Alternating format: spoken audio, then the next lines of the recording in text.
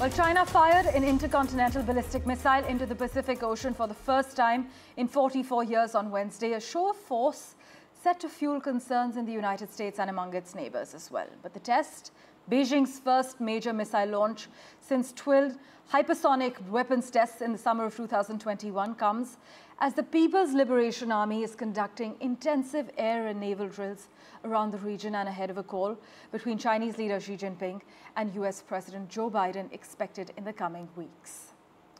To understand the larger ramifications, we have with us China expert Gunjan Singh, who's also an associate professor at the O.P. Jindal Global University. Thank you so much, Gunjan, for making time for us. Observers are now interpreting this launch as a political message, saying it could heighten concerns in the United States about Beijing's modernization of its nuclear weapons.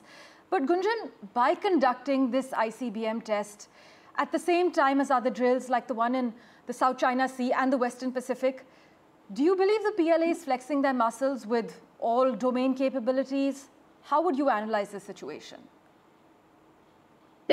Obviously, good morning, going ahead. But the way the test has happened, as you mentioned earlier, like in 44 years, is the first time China has announced and done an ICBM test, right? It's still not sure which missile it is. Is it DF-41 or DF-31? They both have a range over 7,000 to 8,000 kilometers. So China does ICBM tests. It's not like it has not done that in the last 44 years, but they've all been under the wraps. They've all been within Chinese territory, right? They do it in the desert or in Mongolia and places like that.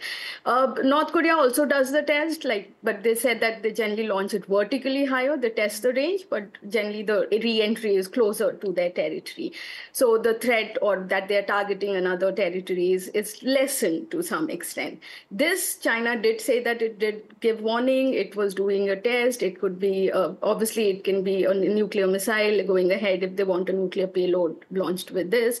It's clearly a sign, obviously. But we also have to see that the Chinese PLA is undergoing a lot of changes too. The PLA rocket missile force that they have has been under tremendous pressure, right? The defense minister was just sacked last year. You have a new defense minister who was a naval commander of the Southern Command, which is primarily overlooking the South China Sea.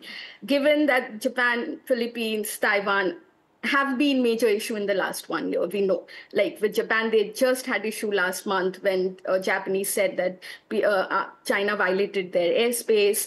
Philippines, it's an ongoing thing. Every day there's a news that there's some clash happening, maybe limited as of now, but clashes are ongoing regarding the territorial dispute. Taiwan, they've stopped talks with US, given that US is actually transferring weapons and ammunitions to Taiwan or arming Taiwan. So there's a lot of, obviously China is also not talking about its nuclear arsenal with US anymore. So we don't know. And given the fact that Chinese decided to go long in the sense to actually demonstrate how far they can hit with this missile, clearly is a show that the PLA, the missile force is working fine and things are okay and that they're on track to wherever they want to be going ahead. Well, Gunjan, we are aware that China has engaged in rapid expansion of its warhead and missile launcher arsenal. But could this build-up then transform China into a peer of the United States and Russia, which, as our viewers know, is the world's two leading nuclear powers, by the early 2030s, as many defense experts argue? Yes, I think it's an American report. I think the American Defense Report, which indicates that China might have about 1,000 ICBMs going ahead till 2030, out of which, as of now, out of 500, 350 are ICBMs capable of carrying a nuclear payload. So obviously by 2030, if they have 1,000, we can calculate that obviously the numbers will be more. But if you look at the numbers as of today vis-a-vis the US and Russia, I think it's about 770, 1,710.